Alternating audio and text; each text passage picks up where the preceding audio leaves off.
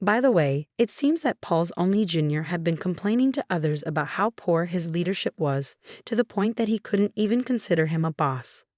Paul overheard this, and they are currently in the midst of a dispute.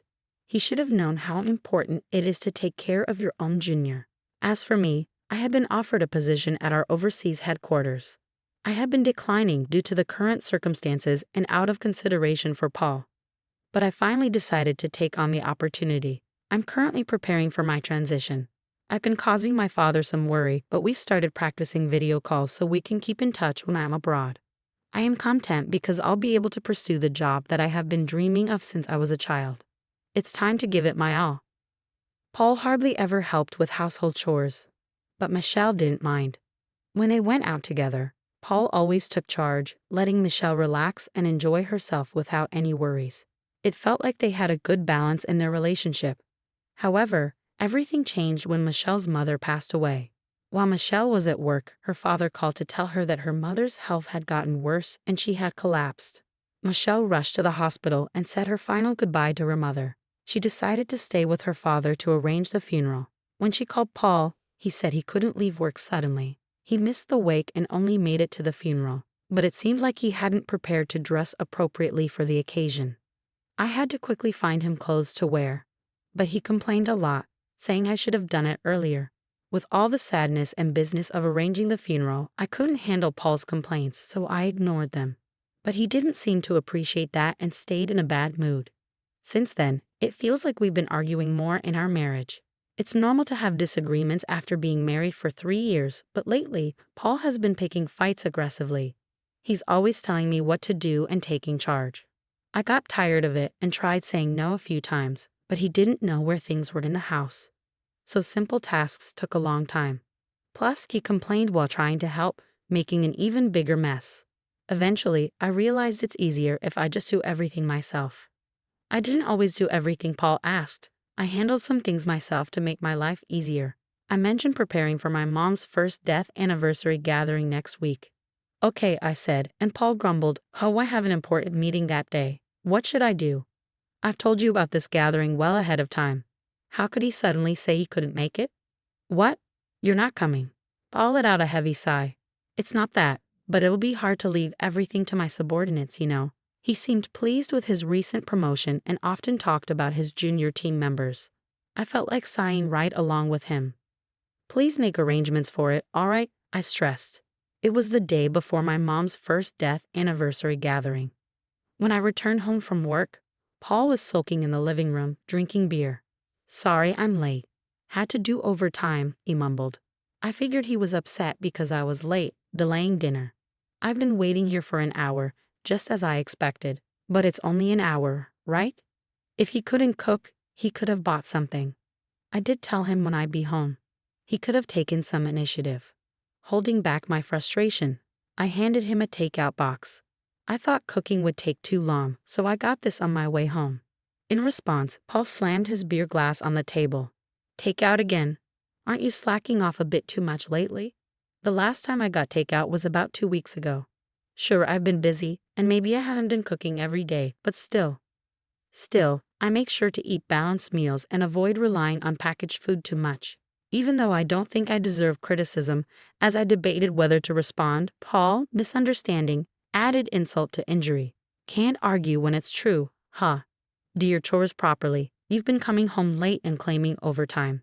Maybe you're out cheating. Paul's words ignited the resentment I've been feeling. If you know I'm working late, the least you could do is make dinner. You don't have to cook. Picking up takeout isn't that hard. I always tell you when I'll be late, and even with my busy schedule, I handle all the household chores. There's no need for that attitude. Paul glared at me.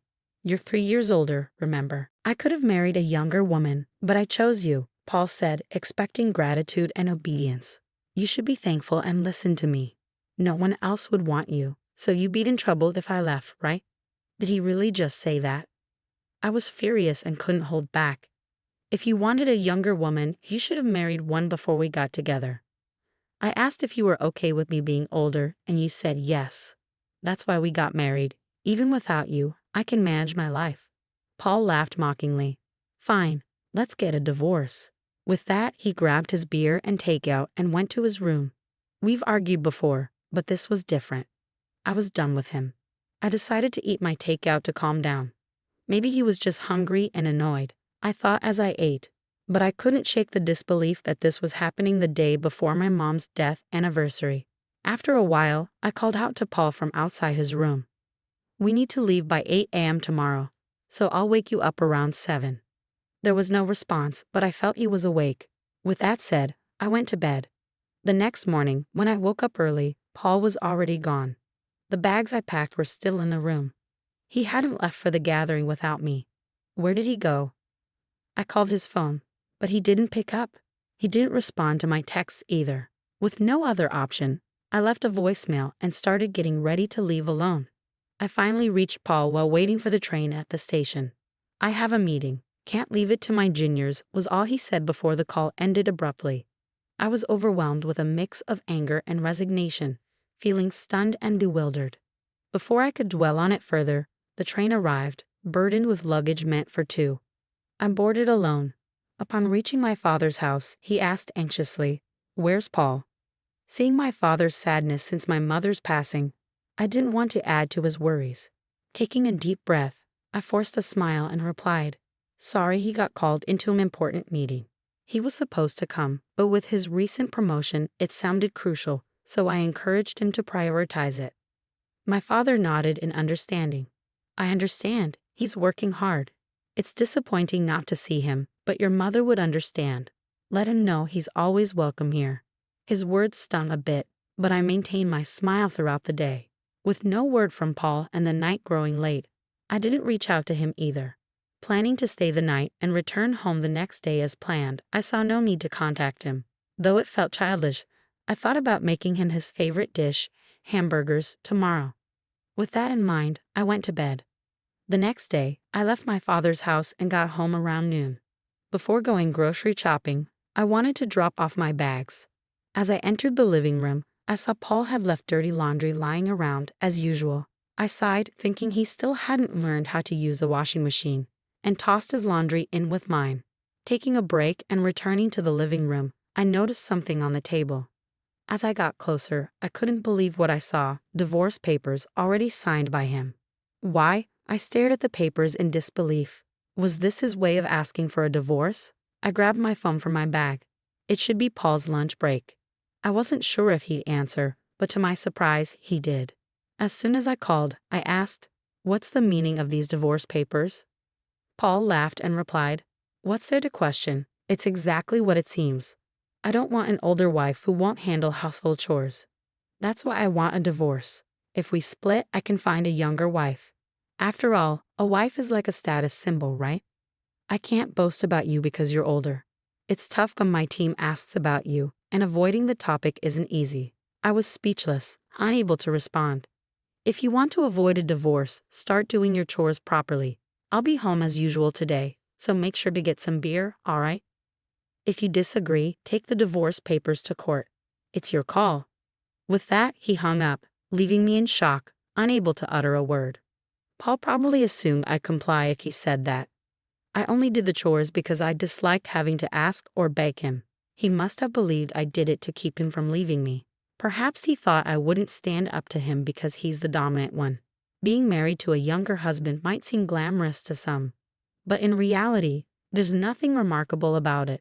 I often emphasized his youth, but in truth, he's average in looks, personality, and income. There's nothing particularly special about him. Labeling him as younger was simply convenient. When we married, I worried about the age gap, but now that we're both in our 30s and he's just 3 years younger, it doesn't seem significant. If there were a larger age difference between us, perhaps I feel differently. It's disheartening to constantly be labeled as the older wife when we're practically the same age. Determined to take action, I grabbed my bag and headed straight to the family court. Submitting the divorce papers brought a sense of relief, signaling the end of our relationship. I realized I could live without Paul. With newfound freedom, I felt lighter and decided to request a few days of paid leave from my boss. Luckily, work had just slowed down, and he granted me a week off. Now divorced, I needed to organize my belongings. With minimal possessions, cleaning up was a breeze. I stored larger items in a storage unit, packed essentials and clothes in my car, and spontaneously decided to visit a hot spring resort. Since it was the off-season, I found a cheap hotel for my stay without any hassle. Driving with excitement, I indulged in the hot springs and relaxed in my room, only to be interrupted by a ringing phone. "Michelle, I asked you to get beer, didn't I? Where are you?" It was Paul's usual time to return home. I chuckled, recalling his words. "I'm at a hot spring resort." "What? A hot spring resort? Why? What's going on?" "Didn't you say to file the divorce papers if I didn't agree with you?" I pictured my ex-husband flustered, and my laughter grew. "Wait, did you really file them?" "Yes, I did." "Why?" "It was your suggestion, Paul." "Have you forgotten what you said earlier?" His tone became perturbed. "Wait, are you joking? When you say hot spring resort, do you mean some nearby spa? If so, I'll get dinner, so come home soon." I couldn't help but laugh at the sudden, seemingly caring tone as he claimed to be a considerate husband. It took about an hour and a half of driving. There's even an outdoor natural hot spring. It's so relaxing. I hope it doesn't rain tomorrow. Since you're going to get your own dinner, I've already packed my things so you won't have to worry about me coming back. Take care of yourself. Paul begged me to return, but I had no intention of going back. You're the one who initiated the divorce. Have you forgotten?